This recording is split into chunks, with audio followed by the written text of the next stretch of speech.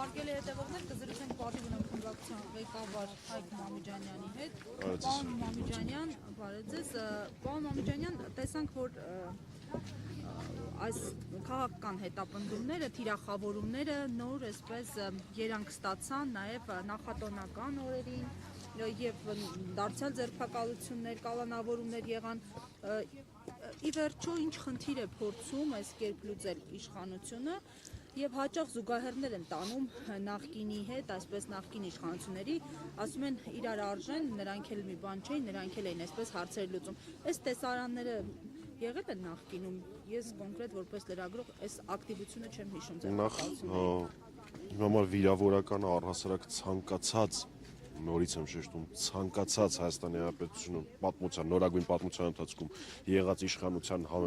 համեմատականը այս իշխանություն կոչեցյալների հետ։ Այդ թեման տեղ նույնիսկ քննարկում լինել չի կարող։ Մենք խոսում ենք հաղթանակած եւ Արցախը պահած, Հայաստանը շենացրած ղեկավարների մասին, իսկ համեմատությունը բացարձակ տեղին չէ։ Հայաստանի Հանրապետությունում այս պահին 50-ից ավել կա բանտարկյալ կա, դա աննախադեպ թիվ է։ Հաջորդ բանը, որին ես կուզենայի ձեր ուշադրությունը հրավիրել, որ միանշանակ ընդհանրական կա բոլոր քաղբանտարկյալների միջև, դրանք այլախոհներ են եւ դա ճնշման փորձ է, որը փորձում են ազդել թե այդ անձի վրա եւ թե դրանով փորձել վախեցնել այլ մեր պայքարի ընկերներին, ինչը բնականաբար չի հաջողվելու, որովհետև բոլոր քաղբանտարկյալները տոկուն են եւ իրենց ընտանիքները, որոնք հավասար իսկ գուցե ավելի շատ զրկանքներ են կրում այս գործընթացում,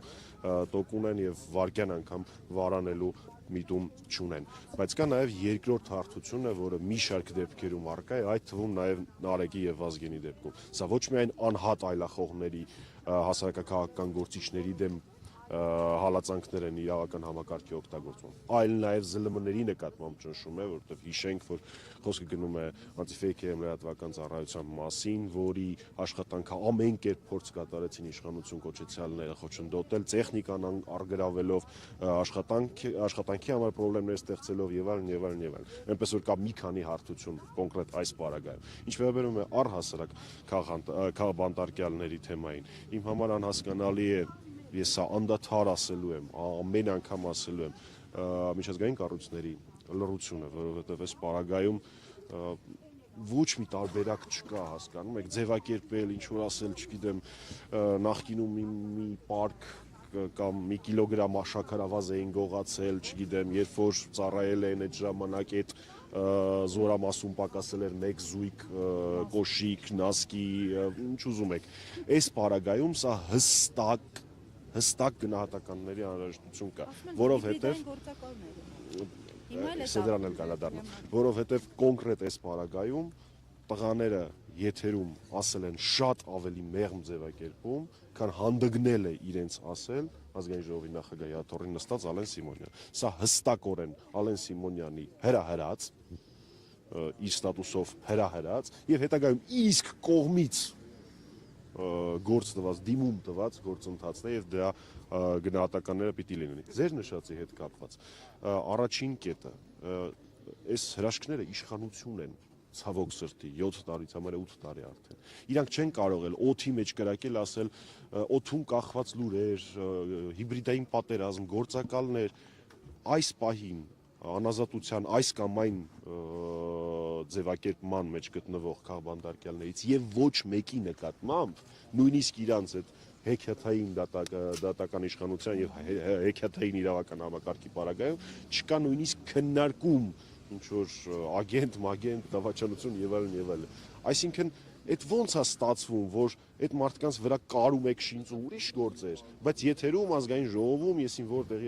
որտեղ փորձում եք ուրիշ հիմարություններ ասել։ Սա եւս մեկ անգամ ընդգծում է, թե ինչքան անհեթեթ գործընթաց է դա, բայց նաեւ տեսանելի է դարձնում այն փաստը, որ առաջիկա գործընթացների եւ էլեկտորալ կարևորագույն գործընթացների, ընտրական գործընթացների ժամանակ Փաշինյանը ու իր այդ խմբակը օգտագործելու են այդ թեզը, որ արտաքին միջամտություն, հիբրիդային պատերազմ եւ այլն եւ այլն։ Այսինքն մինչ ընտրությունները ինչ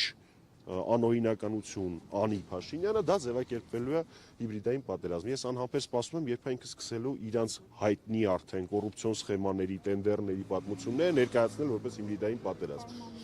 Այդուհանդերձ ինչ է կարծում, որն է պատճառը, որ այսքան ուղերձներից հետո որևէ միջազգային կառույց դեսպանություն չարձագանքեցին եւ այդուհանդերձ այդ քննարկումներին անդրադառնանք, որքանով է ուղիղ եթերում կամ ընդհանրապես եթերում արդարացված հայհոյանք հնչեցնելը։ Ես ձեր հարցին երկրորդ հարցին կպատասխանեի սիրով, եթե կոնկրետ այս պատմությունը չլիներ առաջին հայհոյանքը հնչեցված ազգային ժողովի աթոռին նստած Ալեն Սիմոնյանի կողմից։ Այսինքն ես ասեմ, թե Ալեն Սիմոնյանը ճիշտ է արել, թե սխալ է արել, որ հայհոյանքը գրել իր ստատուսի մեջ, շատ սխալ է արել։ Դրանից հետո ինչ տեղի է ունեցել դրա հետևանքը։ Սա առաջին պնդումս, այս գործը շատ էական է այդ փաստով, որ իշխանությունները իրանք հրահրել են, ընդ որում ինքն երկրորդ, երրորդ, որ մարդն է երկրի մակարդակով։ Ու հետո իրանք էլ գործ են տվել դրա հետ կապված։ Այս բան ես կյանքումս չէի լս։ Ինչ վերաբերվում է ձեր առաջին հարցը քիչացնեք, հա, շնորհակալություն։ Ես եկեք չասեմ, թե որն է պատճառը, որ իրանք դա չեն անում, որովհետև անտիֆեյքի թիմը, Նարեկի եւ Վազգենի համախոհները շատ ակտիվ աշխատանք են կատարում եւ բնականաբար մենք էլ մեր բոլոր միջազգային գործընկերներին տեղեկացնում ենք եւ այս եւ մնացած բոլոր դեպքերի հետ կապված։ Ես պատճառներ չասեմ, կարող եմ ենթադրել, որ ցավոք սրտի այժմյան քաղաքականության մեջ աշխարհակաղակական շահերը գերադասվում են այն շահերին, այն իրավունքներին, այն սկզբունքներին, մարդու իրավունքներ, ժողովրդավարություն, օրենքի գերակայություն եւ այլն եւ այլն եւ այլն, որոնցով միշտ աչքի են ընկել մի շարք միջազգային կազմակերպություններ եւ մի շարք երկրների դեսպանատներ։ Այ դա իմ համար անհասկանալի է, ես հնչեցրեցի, թե որն է իմ կարծիքով պատճառը դրա, բայց չեմ կարող վստահաբար ասել։ Նախորդ հարցերից մեկի ընթացքում քննարկվեց նաեւ տարվա վերջին տեղի ունեցած գործընթացները, այո, Խաչիկ Գալստյանի, մեր կուսակցական ընկերների, պայքարի ընկերների նկատմամբ քաղաքական հետապնդումները, որոնք որոշ դեպքերում անցնում էին абսուրդի գագաթնակետը, խոսքը կարող էր գնալ 70 նանց կանանց մասին, որոնց գործեր էին փորձում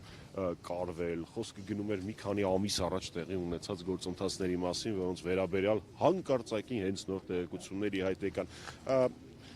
Ես միշտ այս նախադասությամբ եմ ավարտում այս թեմայով քննարկումները, թե ինչ անելու Փաշինյանը ակնհայտ է, անելու է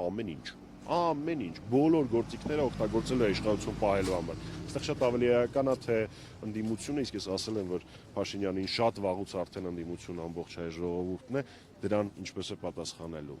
Ինքը հաստատ հետք չի կանգնելու, ինքը կորցնելու շատ բան ունի, ինքը կարմիր գծերը շատ վաղուց անցել է իր համար գոյություն ունի երկու աթոռ, կամ վարչապետի աթոռը, որը ինքը այդքան պաշտում ու սիրում է, կամ էլ Բերթի նարերը, չգիտեմ հայերեն ոնց է այդ բառը ճիշտ ասած։ Շնորհակալ եմ։